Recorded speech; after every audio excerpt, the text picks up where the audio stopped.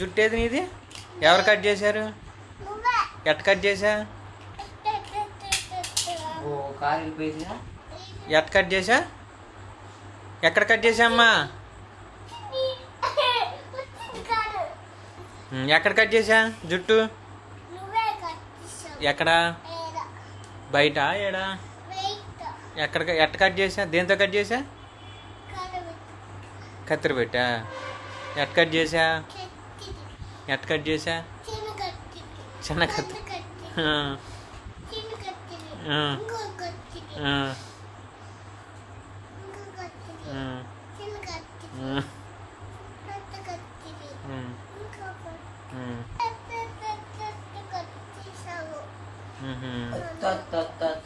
మరి నీ జుట్టు ఏమైపోయింది?